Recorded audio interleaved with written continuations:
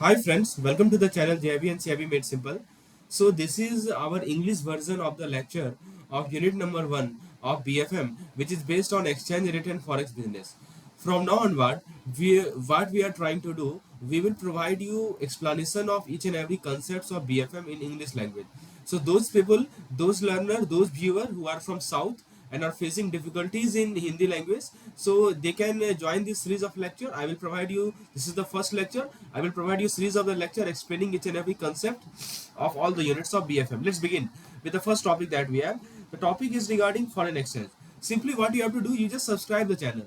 That will help you to get notification and press the bell icon. That will notify you whenever I upload the video, and you can get help from this particular video. Let's begin. So friends, imagine you are going on a vacation to the United States.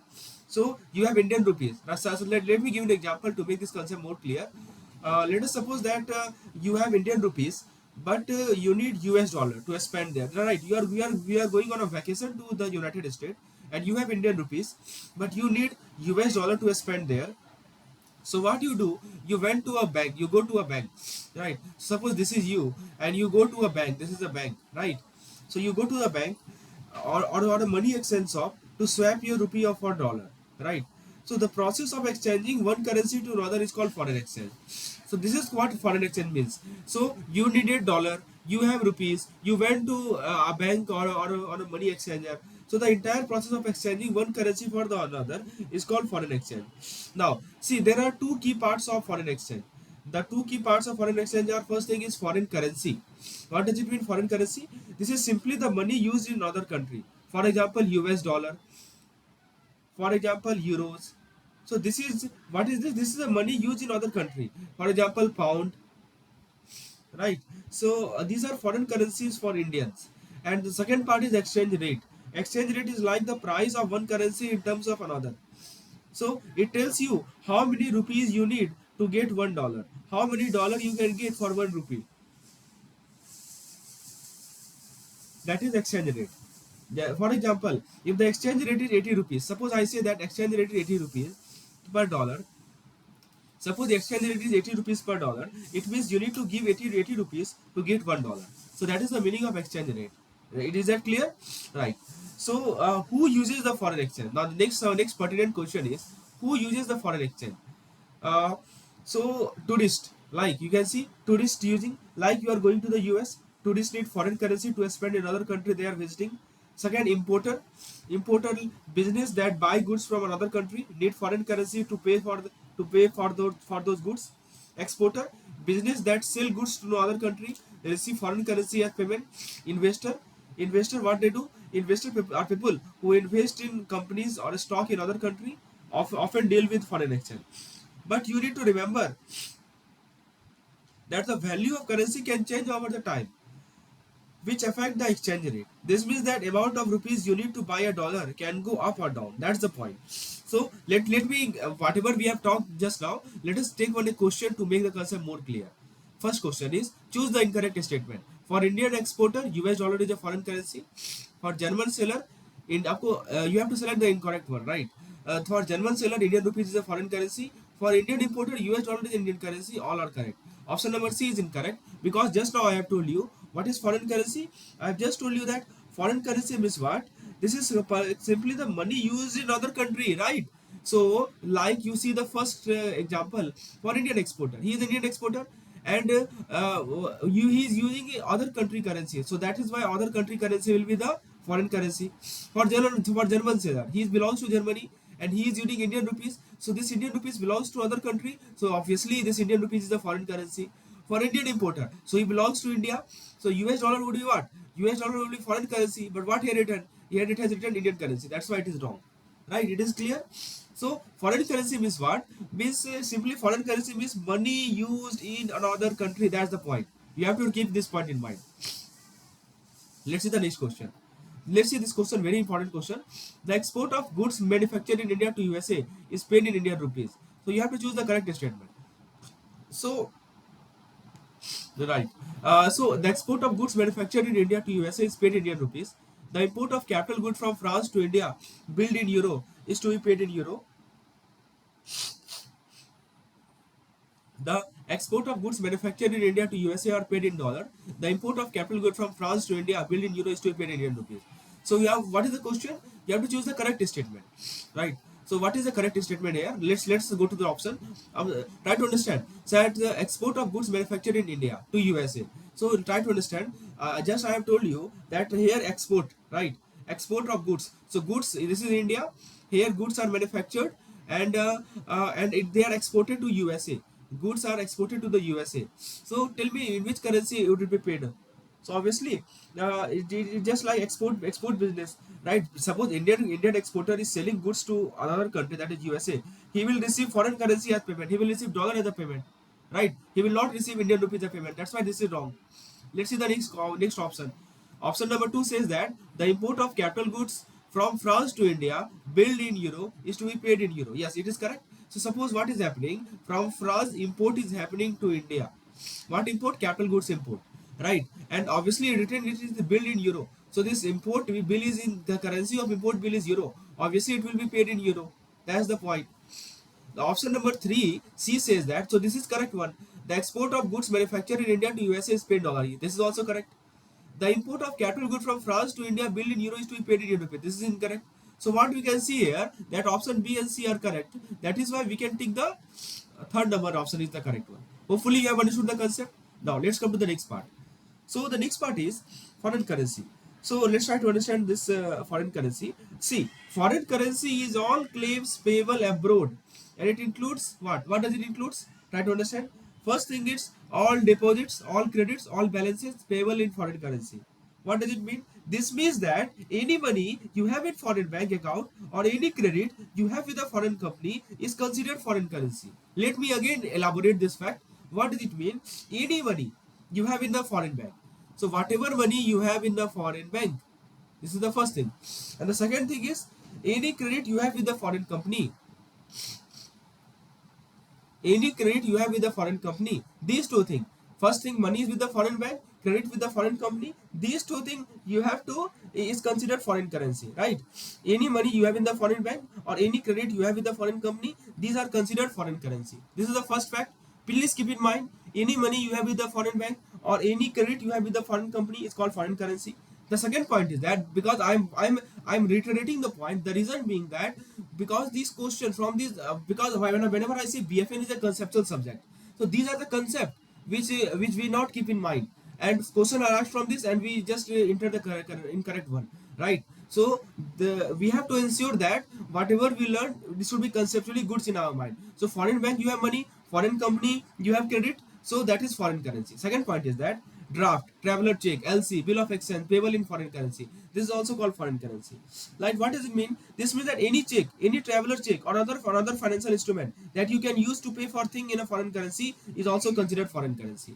Option number C says instrument payable at the option of drawee or holder either in Indian currency or in foreign currency. What does it mean? It means that any financial instrument that can be paid in either Indian rupees or foreign currency is considered foreign currency. Let me reiterate it again. Any financial instrument that can be paid in either Indian rupees or foreign currency is considered foreign currency, right? Draft, traveler check, LC, bill of exchange, right? Or another financial instrument that you can use to pay for thing in a foreign currency are considered foreign currency. So in other words, what we can say, let me summarize the fact. Foreign currency is any type of money or financial instrument that can be used to pay for thing in a foreign country. Let me again reiterate. Foreign currency is any type of money. First thing is money. Any type of money or any type of financial instrument. Any type of money or any type of financial instrument. Money or financial instrument that can be used to pay for thing in a foreign country. So you want to pay in a foreign country, you are in a foreign country and you want to pay for the thing. So the money which you use, the financial instrument will be used, which you use, that is the foreign currency. Hopefully the concept is clear now. Now let's me do some question. See, this is an innovative way of learning the thing. First of all, I provide you the concept and then after I will just do some problem so that sorry friends, so that your conceptual understanding become more and more clear. Let's see the question. As per FEMA 1999, foreign exchange means foreign currency that include all deposits. Option B. All credit and balance payable in foreign currency. Option C. Any draft, traveler check, LC, bill of exchange payable in foreign currency. Which of the following is correct one of the above? So I think all of them are correct, right? because I have seen deposit also, I have seen credit also, and I have seen draft traveler check also. That's why option number D will be the correct one, right? Now let's see the next question. Which section of the foreign exchange define foreign currency as foreign exchange means right now? Which section? Very very important. So most of the time what we do, we omit this important thing, this detail. So you must remember the section also. Let me note it down. The section is section number 2. Okay. Now let's go to the next part. The next part is uh, okay, that's broadly speaking, foreign exchange is all claim payable abroad. Okay, what does it mean? Imagine you are going on a trip to the United States and you have Indian rupees. To buy thing there, you need dollar. The exchange rate is simply the price of one currency in terms of other. So suppose I say that exchange rate is 80 INR. Suppose I say exchange rate is 80 INR per USD. Per USD the exchange rate is 80 INR. So what does it mean? It means you need to give 80 INR to get 1 USD, right? So suppose if the exchange rate is 0.0125 USD per INR, so what does it mean? It simply means that you get 0.0125 USD for every INR you exchange, right? So that is what it means. Hopefully the concept is clear now. Okay, so foreign exchange is all claim payable abroad, whether consisting fund held in foreign currency with a bank abroad or check payable abroad, right? So let's see the one question. Foreign exchange does not include. Very good question. What does a foreign exchange does not include? Deposit payable in foreign currency? No, no, no. It will be included. Instrument drawn in foreign currency and payable in foreign currency? This will also be included. Instrument drawn in Indian currency, Indian rupees on a checking account of the drawer and payable abroad. This is also incorrect. Incorrect. Right. And the last option is instrument drawn in Indian rupees on a current account of Indian company and payable in India. Why it will call foreign currency? The company is Indian, the instrument, the currency is Indian. So obviously this will be not a foreign currency, right? So option number D is the correct one. Hopefully the concept is clear now. Now let's see the exchange rate. I've already discussed exchange rate. Let me deeper to make your concept more clear. So imagine I've just given an example. What is the meaning of exchange rate just before? Okay. So now you know what is exchange rate. So this is how we represent it. There are two quote.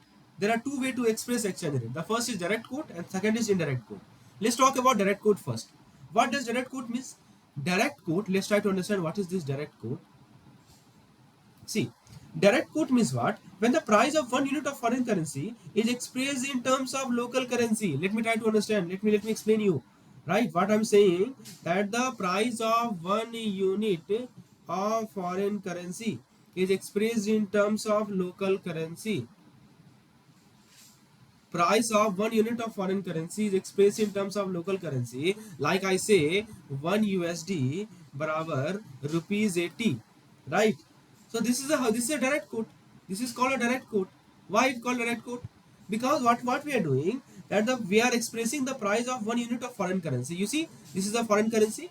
We are expressing the price of one unit of foreign currency in terms of the local currency. So this is called a direct quote. Remember, whenever the price of one unit of foreign currency is expressed in the terms of your local currency, we call it a direct quote. That's the key point. Now let's talk about the indirect quote. What happened in direct quote? Indirect quote means what? When the price of one unit of local currency, one unit of local currency is expressed in terms of foreign currency. Okay, this is called indirect quote. Let me give you an example to make it more understandable. So suppose I say 1 INR is equal to $0.0125. So what it is? So see, what we are doing here, we are expressing price of, this is INR is a local currency, right? For Indians, this is INR is a local currency, domestic currency. We are expressing one unit of local currency in terms of the foreign currency, and that's why it is called indirect quote. So that's the basis point. Basic point is that what you have to see, whether to classify direct or indirect quote, what you have to see, whether one unit of FC is expressed in terms of domestic currency or one unit of domestic currency is expressed in terms of FC. That's the key point. Hopefully the concept is clear. So now, which one is used more? Now the pertinent question is whether direct quote is used more or indirect quote is used more. Let me talk about it. See, most countries use direct quote where the value of their currency is expressed in terms of US dollar. Most of the country use the direct quote, right? Why they use direct quote? Because obviously different countries different currencies. Like Japan they have yen, like America they have USD, like British they have pound. So what they do, they express their home currency in terms of what? They express their home currency in terms of USD, right? So that is direct quote. So when the value of their currency is expressed of you, what does it mean? It means that we fix one USD and on the basis of one USD we express their different currencies. It makes it easier to compare currency value. Like I say, let me explain. Let me make it more clear. Like I say, $1 is equal to 80 rupees. Like I say, $1 is equal to 30 euro, right? So this is how most country use direct currency, direct quote. Direct quote is used.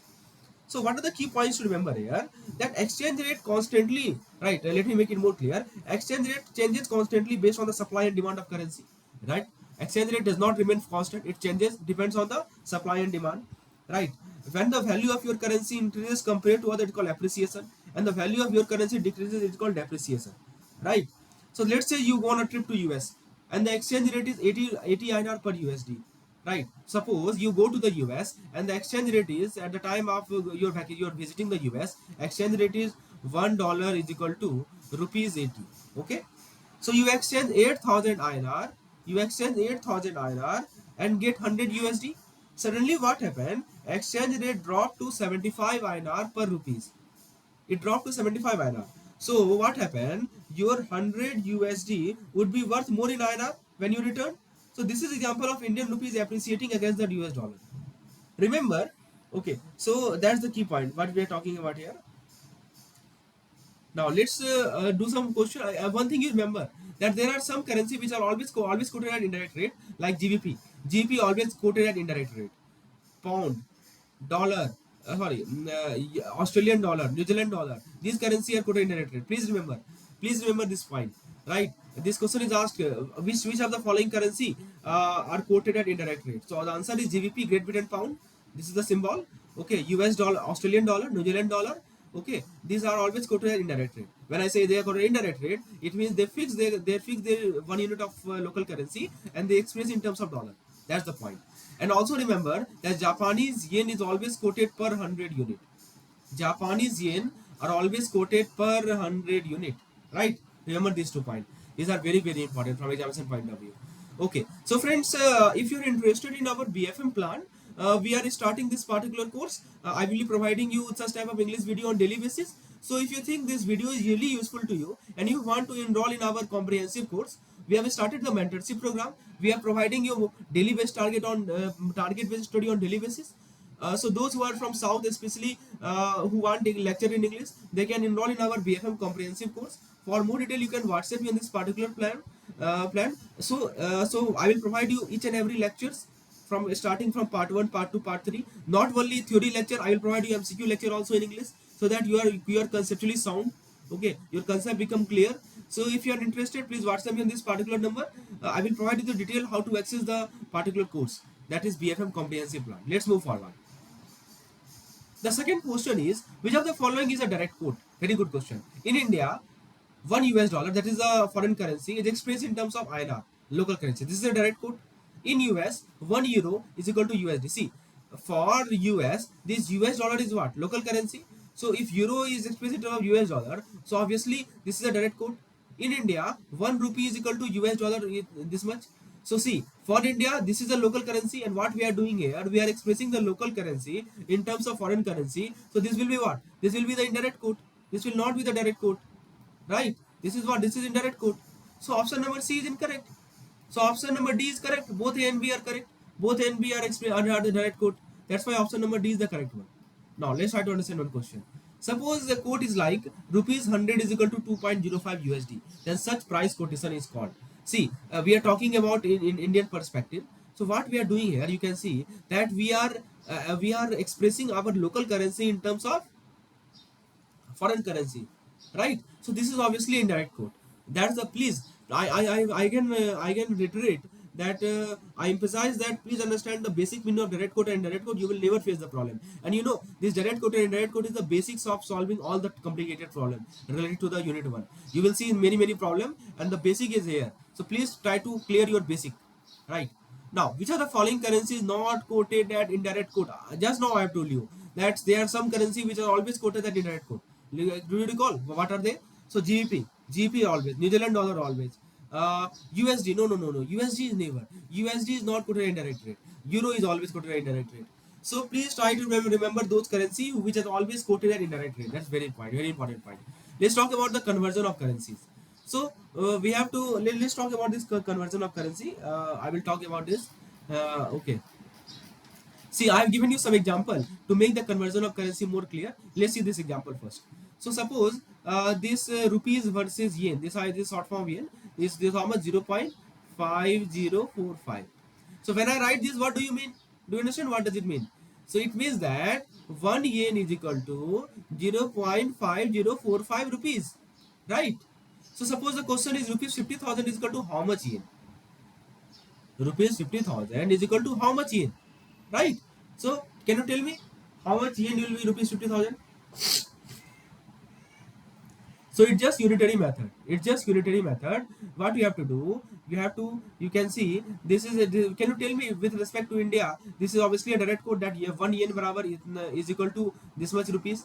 Okay, and you have been asked to find how much rupees 50,000 rupees is equal to how much yen, right? So how to find? Simply you can write here that rupees 0.05045 is equal to 1 yen. So this means 1 rupee is equal to 1 divided by 0.05045 yen, or you can say 50,000 rupees.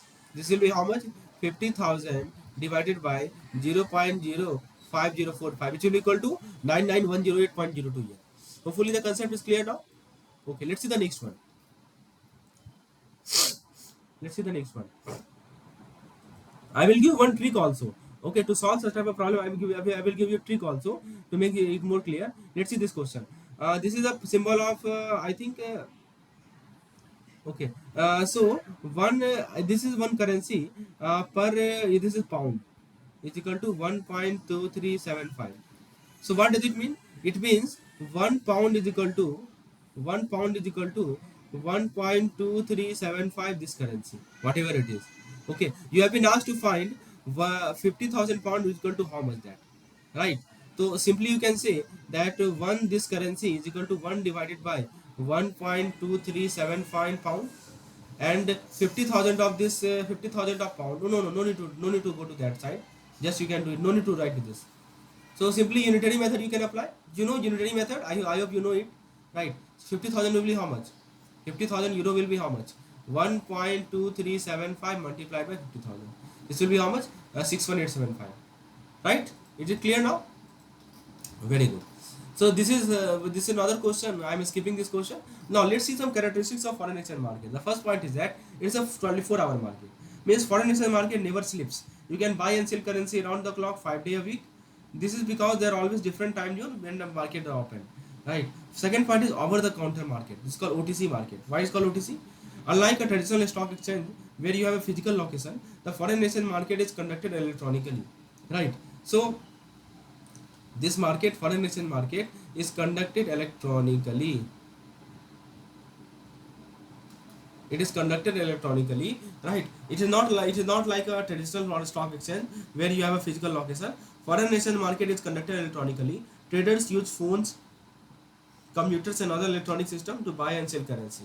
That is called OTC, over the counter market. Next point is global market. The foreign exchange market operates worldwide with no single central location. You can participate from anywhere in the world with an internet connection.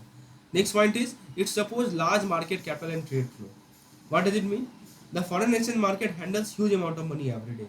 Business and individual use it to exchange currency for international trade, investment, other financial activity. The next thing is highly liquid market. What does it mean? Means that you can easily buy and sell currency without affecting their price significantly. There is always a buyer and seller available for most major currency. Next is high fluctuation in the currency rate. Currency value change constantly due to the various factors like economic condition, political event, market sentiment. So means exchange rate can go up and down quickly. That's reflect the high fluctuation. Next is settlement are affected by the time zone factor. Because the market operate globally, settling transaction where the money actually changes hand can be affected by different time zone. This can sometimes lead to delay in the settlement. Right. So that's why the settlement is affected by the time zone factor. Because the market operate globally, settling transaction can be affected by different time zone. And the last point is market affected by government policy and control. So what does it mean? Government can influence currency value through their economic policy, such as interest rate and currency control. These policy can impact how currency perform in the market. So in a nutshell, we can say the foreign exchange market is a vast interconnected network where currency are traded around the clock. It is influenced by the global event, economic condition, government policy, making it a dynamic and sometimes volatile place. Right? So friends, I am ending the part 1 lecture here. If you feel that this video is useful to you, please hit the like button. And if you want such a lecture for furthermore for the next part, you can enroll in our comprehensive program. For more detail, you can WhatsApp me on this particular number. The same number have been provided in the description section also. Thank you.